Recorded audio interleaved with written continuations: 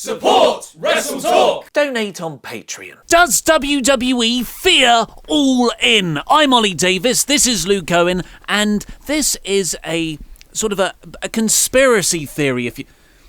We're wearing the same jacket. Oh, yeah, well, I think you should take yours off. It's quite cold in here. Take yours off. I mean, like, we could both take... Take yours off.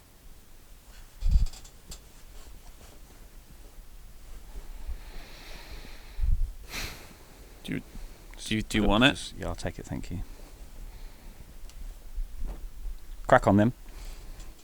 Does WWE fear All In? So this is kind of a conspiracy theory, which was brought up by WrestleVotes, who are, they are just a Twitter account, but they have a track record of breaking big stories. There's one theory that it's actually ex-WWE writer Jimmy Jacobs behind the keyboards, and that they're the people who broke Neville, walked out of the company way back when. I think they said that dual-branded pay-per-views, they're quite reliable. So this is their tweet. This came up in conversation last night with a well-placed source. Their opinion, and not fact, said it's interesting no roster cuts yet this year. Most contracts still have 90-day no-compete clause. Look for any releases if they are coming after June the 4th. Read very between the lines suspicious. Here. Yeah, very suspicious. Do you want to read between the lines on that one? Well, the reading between the lines, I guess, would be the notion that WWE are trying to hold on to their talent before they get rid of them, so they can't be at All In and badmouth them to the indie universe. Yeah. I mean, that'd be quite a coup. You've already got the CM Punk... Well, not yet, but Cody, the Young Bucks, all this anti-WWE sentiment. It's like, isn't All In going to be nearly a year since that Monday Night Raw invasion that they did for being the Elite last year as well? Yeah. And which is apparently one of the things that got Jimmy Jacobs fired, that he went out and took a selfie with them. He took a selfie in that one. Yeah. So, yes, June the 4th would mean 90 days after that is September the 2nd. The day after September 1st's All In show. So it's a very interesting idea. And when I read that, I was like, that is exactly the sort of thing WWE would do. What do you mean it's the sort of... They're not petty. Oh, yeah, that's a good point. They're usually... They're on a level, yeah. Those guys. They're like, they're a proper, like, we're a legitimate business. We're not afraid of anyone. We just act completely normal and casual and just let people go when we're ready to let them go. We're confident in ourselves and our own position that we don't have to crush young upstarts. Absolutely not. That's what they're all about. No. Business ethics. They say that while holding one hand down on the heads of everyone else. Or like the hand just waving. I thought you meant like more of a Dr. Strangelove thing. Just trying to control that zombie arm. So... And back to pettiness. I mean, there's the Young Bucks example. This has already kind of happened, WWE being petty towards the Bullet Club guys with the whole cease and desist thing for having the 2 suite on their merchandise. Oh, yeah, and then having to do the one suite instead and coming up with all that kind of counter stuff. Yeah, and the cease and desist chant, and isn't that a submission move they have now? Is it? Yeah, cease and desist. I'm pretty sure it is. So, and that was just for them apparently doing the Monday Night Raw invasion. So what will happen after All In? Exactly, like selling out 10,000 seats. WWE's got a patent on legs or something, or just like, that's it. You can't use turnbuckles. Yeah, and it's not like, but that's demonstratively false, because WWE have more lawyers than we do. Yeah, exactly. And they'll just, like, it doesn't matter if you're right in the eyes of the law, it's how much money you can spend to fight it's like that, a large company. Yeah, but it's like that sort of infinite, if you had infinite monkeys and infinite typewriters, they write the works of Shakespeare. If you had infinite lawyers and you could just throw them at something, eventually you just get your own way. That's Yeah, which is a lesser-known proverb. So there is, the reason that there's no cuts this year is because we're overdue for what I like to call Future Endeavours Friday. And in 2017, it was Jack Swagger, Simon Gotch, Tajiri, and a couple of NXT folks. But the pinnacle of this was 2016. It was a Friday around April, late April, early May. So it's usually after WrestleMania, when all those storylines through the year are supposedly wrapped up, and creative looks at that roster and goes, Yep, those guys. Maybe they do it like the X Factor. Oh, They yeah. read out a list of names and tell them to step Yeah. forward. You guys are not going to judges' houses. You're going home. God damn it! While everyone else is celebrating wildly. It's funny because everyone says they do it with people that they don't have anything for. It seems like I don't have anything for a lot of people, so it's anyone's game this year. You must be The so field is worried. wide open unless you're named Roman Reigns or Seth Rollins. I'm trying to think who would be prime for the releasing. Breezango, Oh, do you think? Ascension. I think Breezango shift a fair amount of merchandise, and they're WWE are light on comedy acts, and they do, although they don't seem Well, to actually, like no. them. Do you know what? Fair enough. I think actually they probably taken Breezango for Raw because they want to use the Fashion Police, Fashion File segments. Yeah. They don't really care about having them in matches. You've got to have them in matches so you can have the other segments, really. So they have them come out and get beat by someone. Yeah, but, it's an annoying thing. Yeah, that they have it's to a wrestle. it's a weird thing that WWE has to do. But yeah, Ascension, I think, on the chopping block. I mean, what's the biggest name that you can see getting released? It's a tough. I've just sprung It's this really, on you. I'm yeah, sorry. no, sorry, I haven't. It's had the no sort of time to thing where you prepare. need the Wikipedia roster list open. Yeah, I need to And you see it and just be like, it's that dude there. I would have said Titus. Oh no, Titus does a lot of charity stuff, so he's probably safe. Apollo, I think, could go. Dana, the women. Absolutely, yeah. Yeah. Dana could go. Well, let's not dwell on that sort of stuff. That's quite sad. People losing their jobs or contracts, Or or getting whatever it better is. jobs because they've been released from Yes. their jobs where they don't actually get to do their job. Like, hey, Daniel Bryan, Little Daniel. potentially. So, Little Dan. this is, we already know that, this is what Dave Meltzer's reported, that Daniel Bryan, as of like 3 weeks ago or something, still hasn't re-signed with WWE. So his current contract expires at the end of September. So he can't do All In whatever. But that's not to say that after September 30th, he rides out his contract, now he can perform again. That he couldn't just leave after SummerSlam. And then you can maybe. do the second All In, which was called. Guess what? We weren't all in. There's some more that we got to get in. More One of them is Daniel Bryan that we have to get into this now. Yeah. And this comes from and Daniel Bryan loves to troll on Twitter, so this could be that. But he also does love to speak the truth as sort of non-company directive it might be. So in reply to a fan's picture of 2 T-shirts she received, one was a Bullet Club one and the other one was a Daniel Bryan one, Bryan just replied, "Interesting," with... And he stroked his lustrous beard. Yeah, with a pondering face emoji. And the Young Bucks said, all of this can be yours if you want. So that's what we're running off of here. Yeah, Sort of holding on to this. just ride those coattails and see where we end up. I think obviously this comes before he was medically. I guess the rumor was that he was going to return to the Indies before he was medically cleared by WWE. Not a rumour. The Young Bucks have confirmed Oh yeah, so that Bryan well, was going to be at All In. and he should have been by all rights because as he said, he was cleared by multiple doctors, just not WWE specific ones who seem to have had a change of heart after they found out that Daniel Bryan might be Crazy that, some isn't it? sort of indie thing. I think, yeah, and again, but not petty. Again, Not a petty company. not a petty company. Really, Performers' best interests yeah, at that's, heart. that's it. Get them, let them go. Yeah. If they want to go, let them off they go. Yeah, free, with no ill will. No, The door's that's it. always open for a friendly That's it. return. Please come back. What's that? The bridge is on fire? No, that's just the warmth of our love for you. Come back, Bobby. We've got a great storyline for you. You're going to be part of a faction. Oh, I hope that's not a faction. Oh my God. So, of course, Daniel Bryan's the big name. He's still with WWE, though. There's been some CM Punk news as well this week. When though. is there not CM Punk news? I feel like hopefully never. CM Punk is the lurking rumor in wrestling's closet. He's always there under the ring. Or do you want to sort of tease what your proposed segment name was going to be? The Punk Load, which which would just be a segment wrapping up all the ways in which wrestling fans manage to shoehorn CM Punk into every single rumor, comment, chant that you could imagine. Oh, he is really the last. Like, what name is bigger than Punk for a WWE return now? Yeah, I like guess so. Lashley's gone back. I mean, not that he was ever really in the running of that. The Hardys, I would have always said. Yeah, but they went back. I think you end up you end up now with people like Kenny Omega. If he went, and you'd be like, well, he was this, and then he came back, and that kind of thing. It would all be people who were enhancement talent in the beginning, or were in developmental and then left and then became massive afterwards. Yeah, nothing where there's they nothing were already they were already star. at the top echelon, and they went away and came back. Yeah, everyone comes back in the end, though. That's Vince McMahon's maxim, I suppose. But Punk was so rich. reported lawyers, just lawyers and money. That's all. I'll sue you into returning. Yeah. So this is from Jen Sturger, who apparently was the host for the press conference before the tickets went on sale for All In.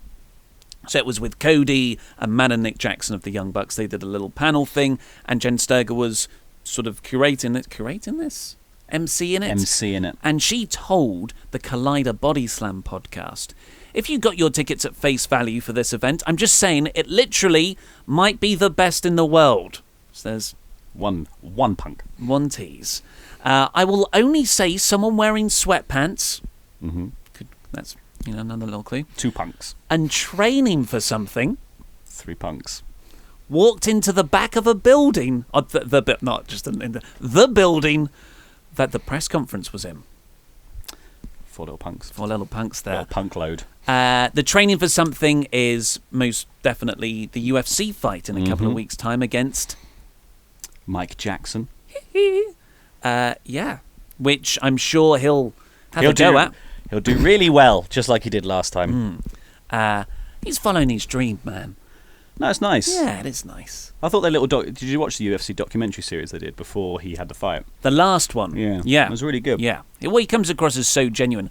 And he's tweeted last week about not wanting to be on the proper show. Like, if it was up to him, he'd be like a prelim guy fighting, because he doesn't deserve this big UFC spot, but he is a name draw, so the nature of the business is he is on the main show. Yeah.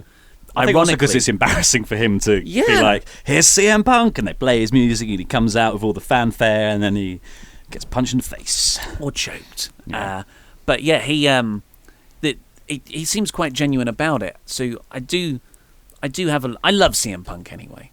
Yeah, he's so genuine. I think that's what's like, he is just, from watching those things, he's just such a nice guy. There was all that bit where he took the kid to the comic book shop and he was buying them comics and stuff like that. I just thought he just seems like a sweetheart, really. We're there with you, Punk. Although a lot of people are like, oh, he walked out on wrestling, he betrayed us, which is quite an entitled way of thinking, I think. I feel like he probably wanted a break, wanted to do this other thing that he wanted to do, and he's doing that now. And obviously this potential, maybe he's in training, he's going to do this MMA fight and then he's going to be at All In.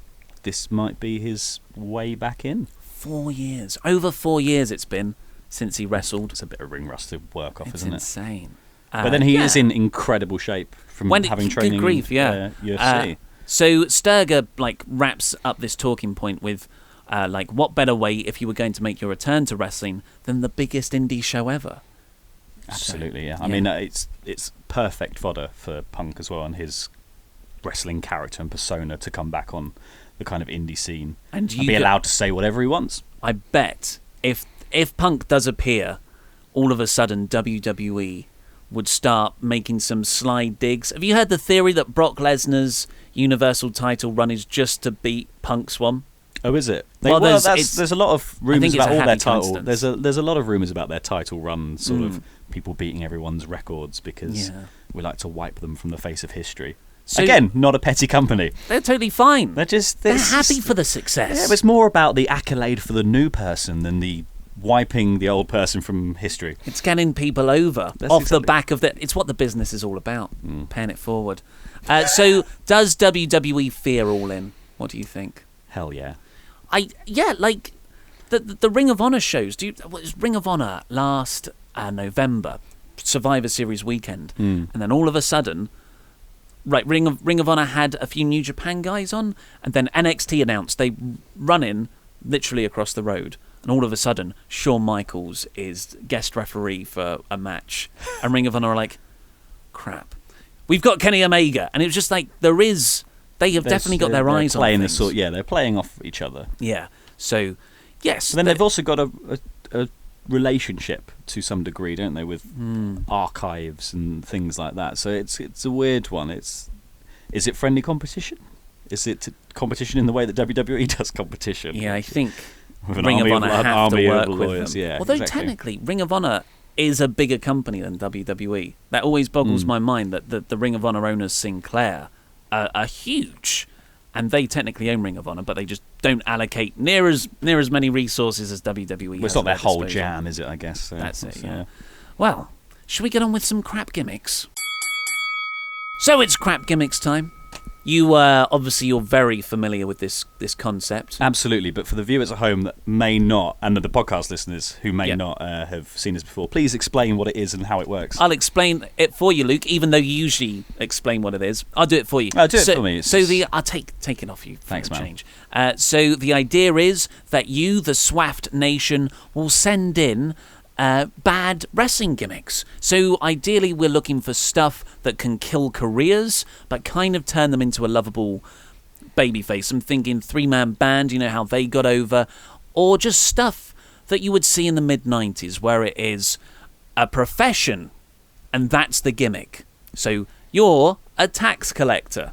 One of our favourite ones is the fishmonger, whose moveset is based around fisherman suplexes, clotheslines? No, that's not one. Anyway. Fish hooks. Fish hook stuff, yes. And he walks down to the ring in a big yellow anorak. We do an octopus hold. Yes, stuff like that. Little stretch. So our first one is from Jesus Ortiz, or Jesus Ortiz. I don't know how you pronounce it. Or what? Jesus. Okay. The Comic Man is someone who grew up idolizing all superheroes, though he has no idea that the Marvel Universe and the DC Universe do not coexist. The Comic Man is a babyface who comes down to the ring each and every week as a different superhero. One week he's dressed as Batman, the next week he's the Flash, the following week he's Thor or Iron Man. All of his movesets and finishers go based off of the superhero he personifies when he comes down to the ring. For instance, as Batman, when he finds out who his opponent is for the night, we get video packages of him watching and studying film of the opponent as sort of his prep time before his match, trying to figure out the weaknesses. If going up against a heel, the heel can try to gain the advantage by exposing that the two superhero universes are different. And if he ever turns heel instead of the superheroes, he becomes comic book villains instead, and we never know what superhero or villain we will get from him. So, it is now up to us. Very in-depth. It is. You do not know the half of it. We've got one to come. Now we would critique this, as Okay. you're definitely aware. I'm just explaining it for the viewers, and we would decide whether we want to sign them to the crap gimmick roster.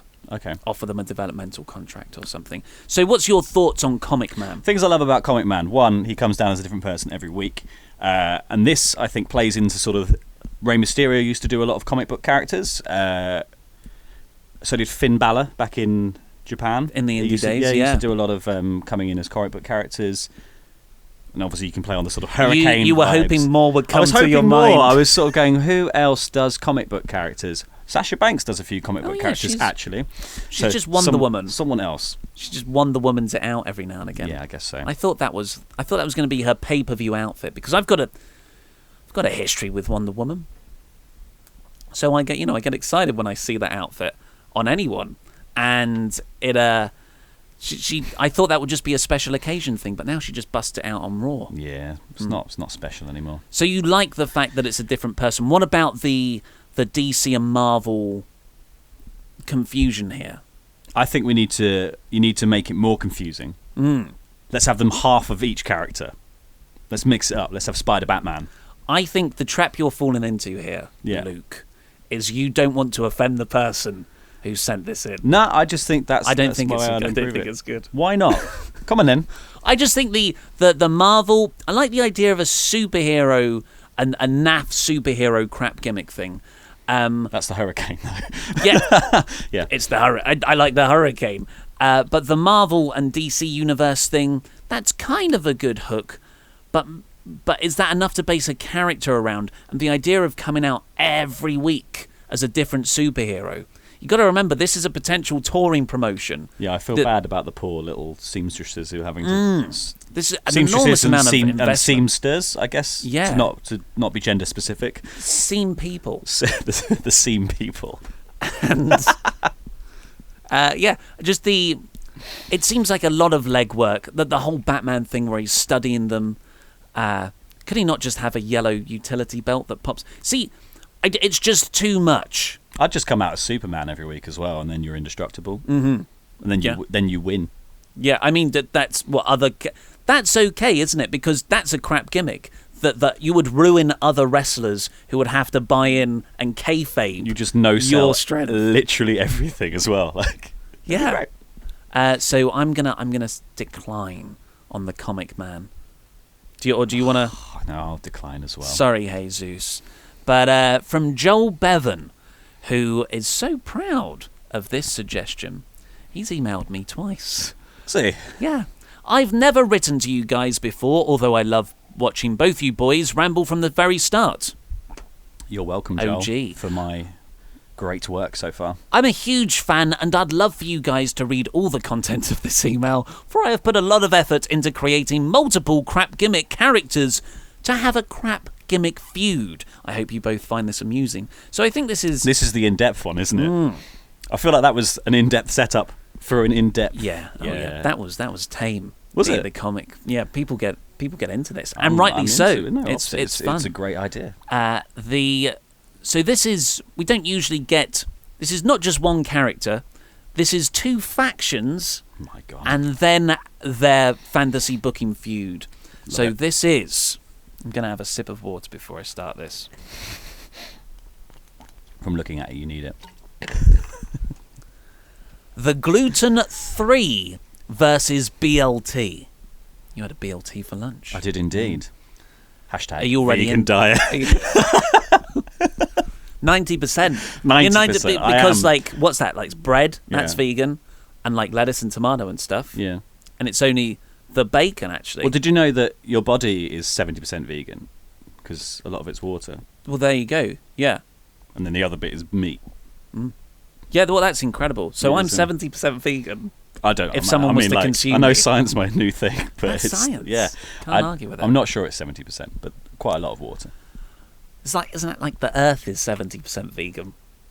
There's got to be more if that's all water. I guess so, yeah. This is all Scott Steiner maths. The Orange is an overweight man with ginger hair and a ginger beard who paints his face and body in orange paint whilst wearing bright orange trunks. His gimmick is that he has his own segment called the Highlight Peel.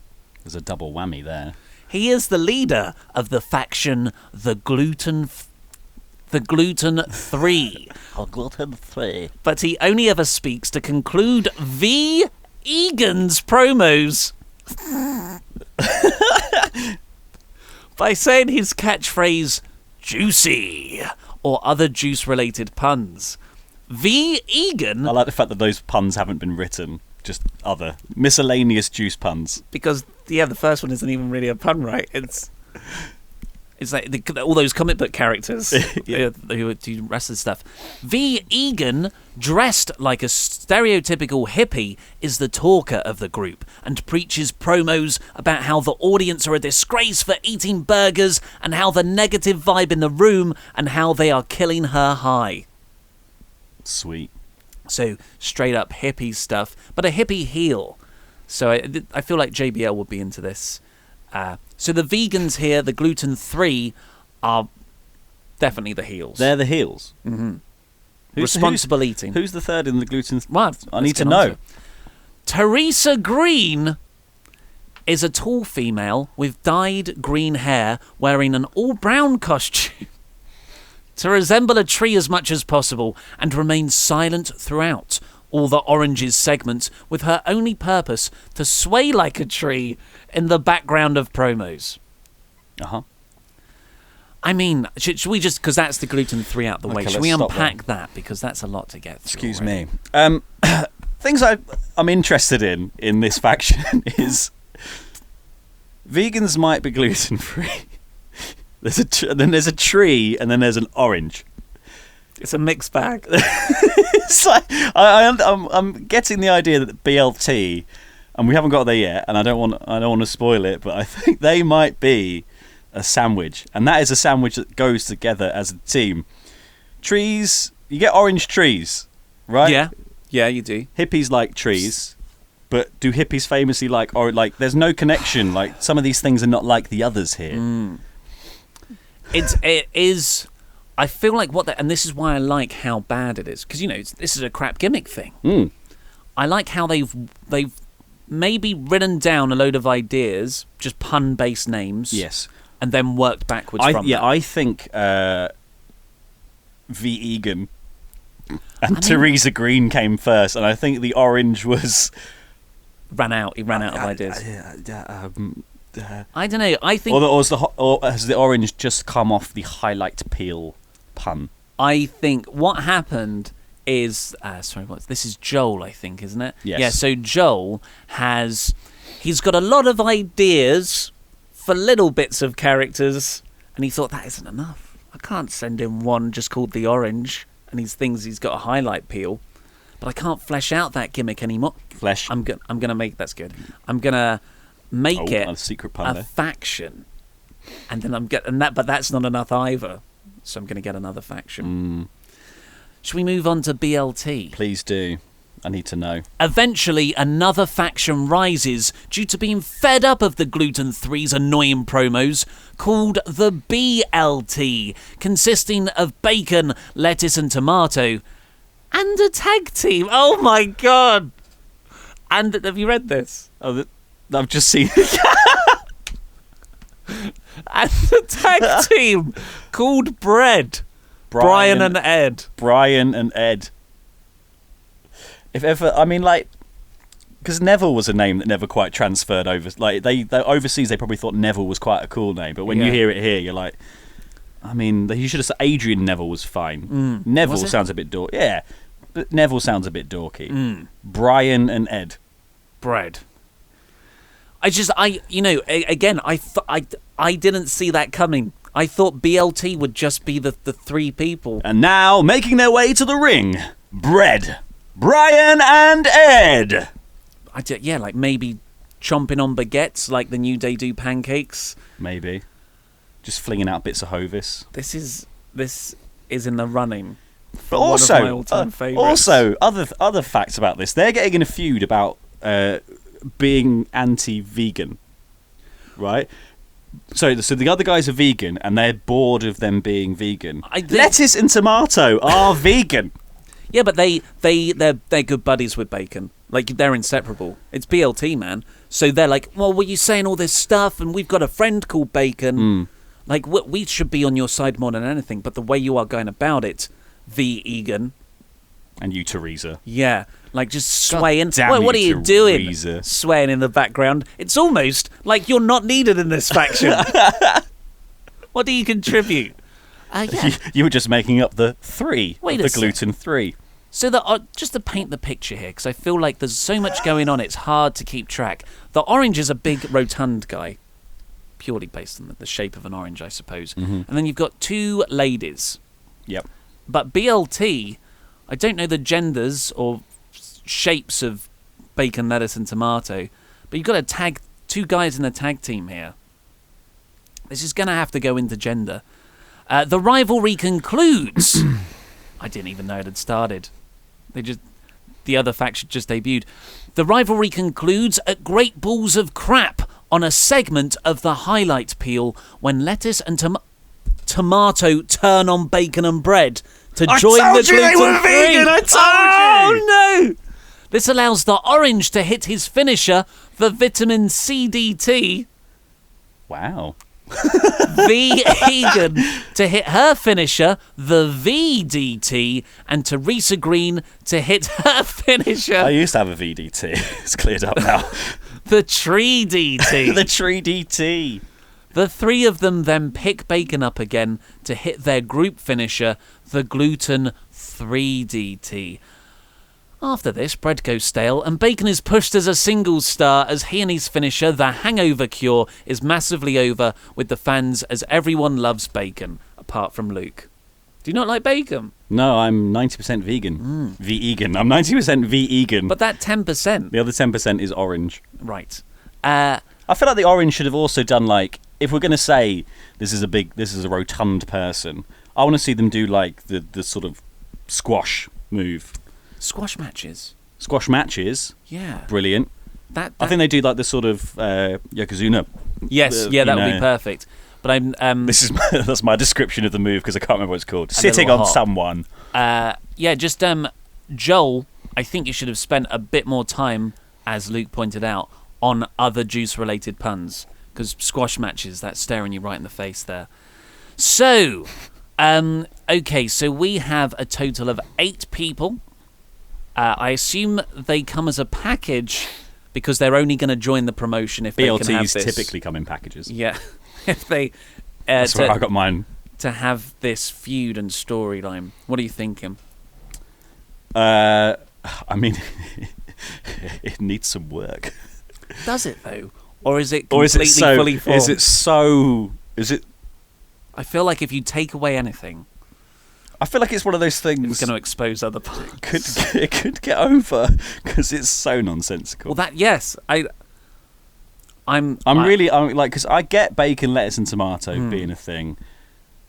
Brian and Ed, fine, I'll go with them as well. Like, I'd like to hear more about them because currently they're just named. It's like they're only there. They really didn't need to be a part of this. Send that in. Send in who are bacon, lettuce, and tomato. That's what I want to see. Okay, so we're not going to sign them. But what we want you to do, Joel, if you're still listening, because we have taken the mickey out of your stuff quite a bit, is give us some more backstory on bread. What do you want more of? I need to know more about bacon, lettuce, and tomato. Yes. We don't know what their characters are. No. Yep, so BLT. Need to know more about them, more about bread, and more about the build to the end of this feud. I don't want to just hear the... Also, what is a VDT, a tree DT? What differentiates those moves? Is it a DDT? And then, if it is a DDT, how do the 3 of them do it on one person at the end? What's That's a good point, what are the physics of that? So 2 people either side hold up the head. The other person, probably the orange, wheelbarrows picks, the old... Yeah, and then that's how I see it going. Spike them down into the mat. Okay. Just off the top of my head. Cool. I'm not going to do Joel's work for him. No, I want to know.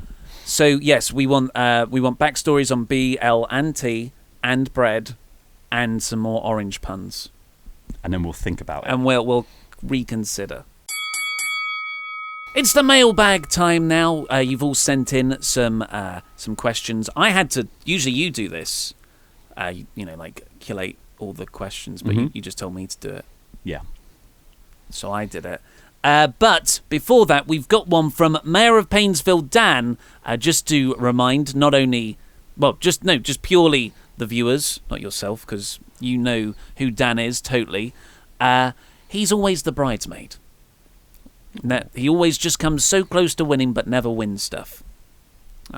But we love Dan for it. So, we, in the recent edition of Ramble Club, we were talking about Walter, Austrian wrestler, big bastard of a guy, and we were confused about how to say it. So Dan has handily sent in a clip to tell us how. Hello Ollie, hello Luke. It's Dan, the mayor of Painesville, and you asked how to pronounce Walter correctly. I think for you guys, for an international audience, Walter is perfectly fine to say, but if you want to do it right, it's Walter. Walter. Weiter. It's kind of like fighter, I guess. Yeah, or like whiter. Weiter. Weiter. But it's written Walter. I'm just going to say definitely is. This is like there was a guy in my halls at university whose name was Gus, but he was from Holland, and so when he said it was Roos. Oh wow! But that's wrong. What I'm doing is wrong, and every day I went to him, "Hey Roos," and he was like, "No," and he was like, "More phlegm, more Roos," and I was like, I cannot do this. We don't have any in English. We don't really have any. The mouth isn't that involved in most of the sounds, right? I guess we can do I think it's highly involved in a lot of the sounds, but just not as much. Not as much, that's a good point. God, you with your bloody science. Yeah, so pedantic. So we've got some quick-fire questions. Are you ready, Luke? Yes. From Adam Pearson, Rock or Austin? Rock. Oh, really? Yeah. Was what in the thick of it? Because like, if you asked me in the late 90s, I would have said Austin. But now I think Rock overall. I just think The Rock is he's the male Beyonce, as the Vice article says. He really is. He's so fantastic. Brian J. Ball asks, well, picture this as a scenario. Aliens arrive. Humanity has to choose one man as our champion to fight one-on-one to save us all. Braun or Brock? I'm going to say Brock. Yeah? Because I think he is legitimately terrifying. I think Braun is actually a very nice person. Seems like from his actual Instagram, he seems like he just loves fishing and redneck pursuits and lifting weights and eating steaks. Lifting weights and eating steaks. Yeah, he'd be too kind to them. At Adam Scher, that's his Instagram. Yes. Yeah. What a great guy. So Brian just points out here. Obviously, if we were just asked to choose the perfect human specimen, it's The Rock. Of course, it is. Yeah. Male Beyonce. I'm going to go with Brock too, as well. Actually. Yeah, Yeah. because he's more legitimately terrifying. Yeah. I think if you just put Brock or Minoru Suzuki, most intergalactic threats will just turn around. Cody Londergin. I think you should take this Luke Owens hat off and look at him.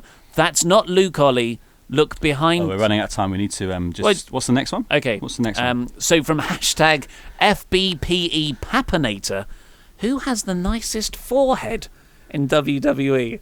It's funny already. It's because I've already said this joke to you. It's Bobby Lashley because it goes all the way to the back. Hey. Sasha Banks. I mean, nicest forehead or largest forehead? Yeah, because Sasha Banks has a large forehead. Yeah. And I'm there. I'm like, this is not some hate thing I'm doing. I'm a guy with a large forehead. I think I can say this, right? Yeah, maybe A 5 head, as my sister's boyfriend cruelly tells me as he nuggins me. I think your sister's what, 10 years older, 20 years older? he's about 12. Is it? No, wait, that doesn't make sense. That makes my sister sound. She's like 27. No, he's the same age as me. Randy Orton, Big E. Just trying to think of good foreheads. We should probably move on. Orton's got quite a good one, like wrinkly in the right places, expressive. Shivam Sharma. Will Drew McIntyre become Universal Champion? I bloody hope so. Yeah. He'd be good. Yeah, I mean, yeah, definitely. Will he become, or do we want him to become? I want him to.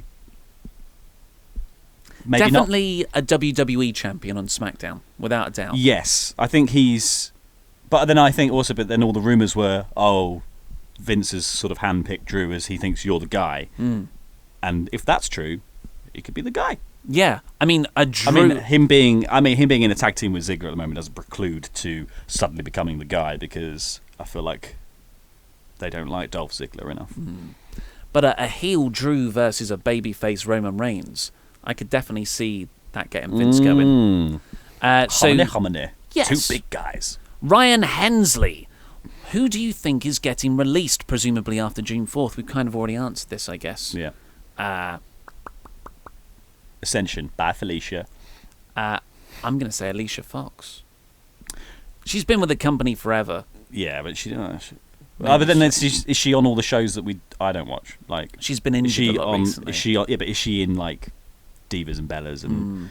Oh, that's a good point. That's the thing. Is she like a sort of the reality talent rather than the WWE main brand stuff? Red Devil Davies.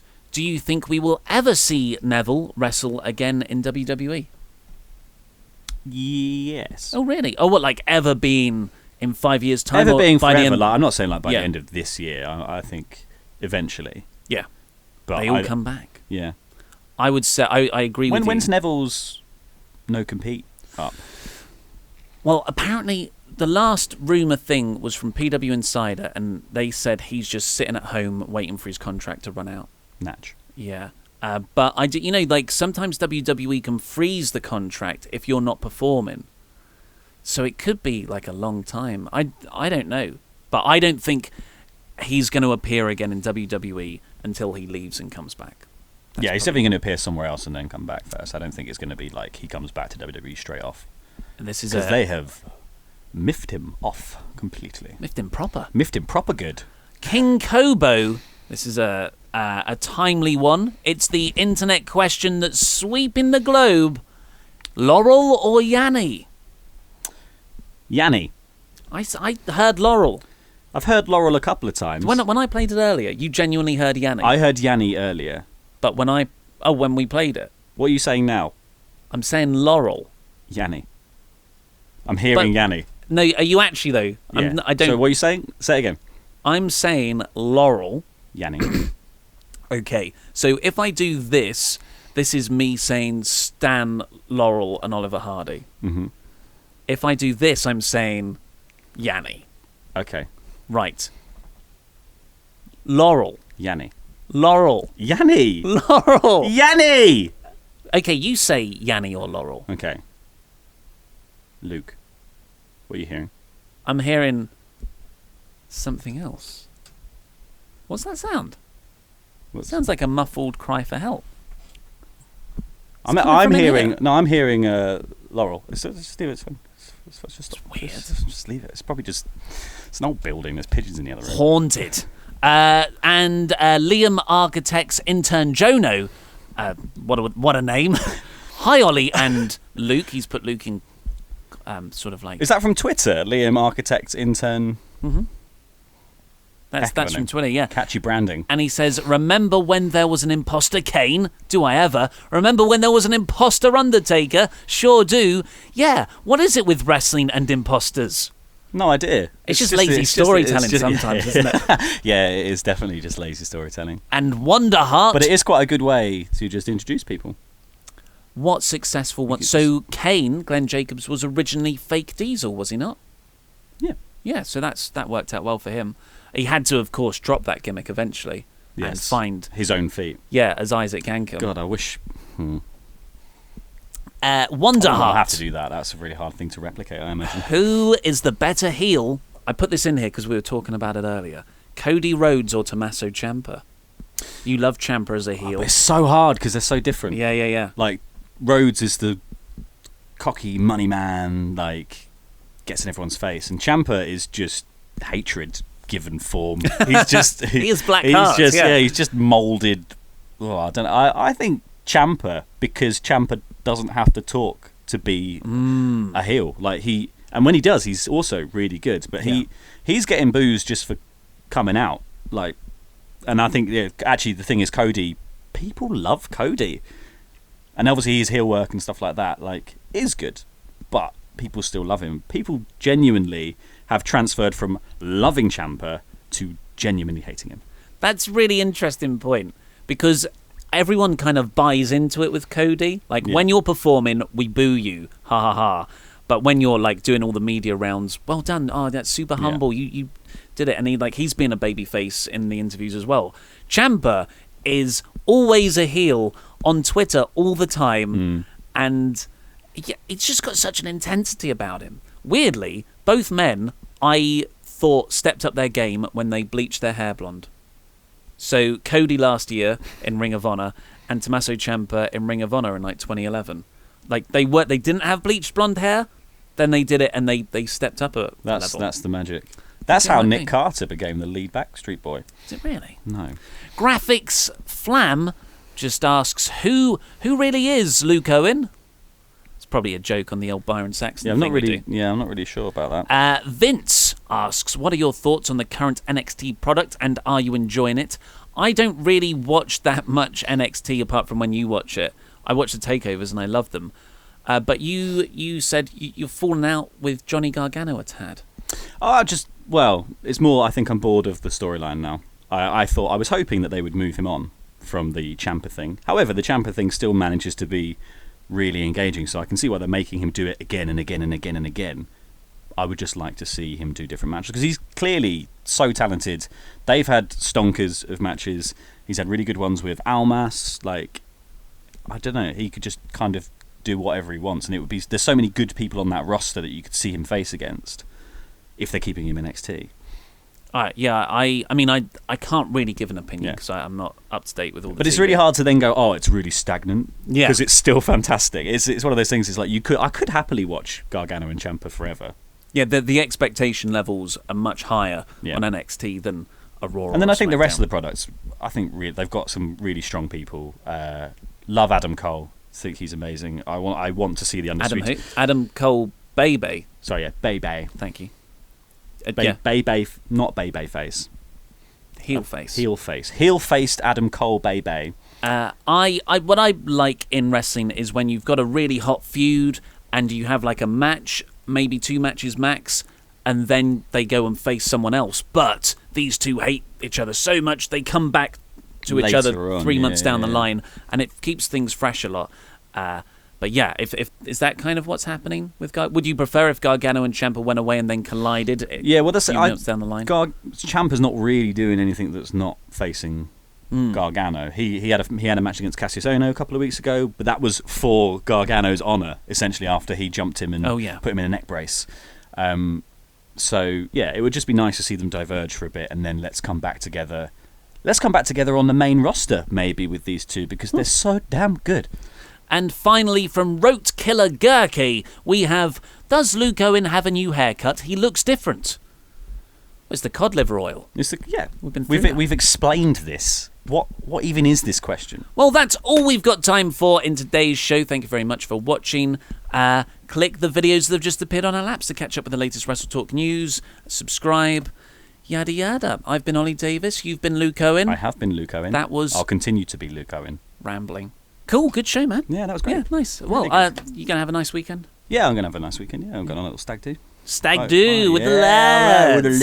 With the lads. I'm gonna see my wife or whatever, What? Yeah, I know. Anyway, man. Cool. Yeah. Oh, I thought. I thought you did that. You're gonna close up here. Yeah, I'll close up here. I'll turn out. It's fine. It's weird not having a headset on and talking. Well. Right. See you later. See you, man.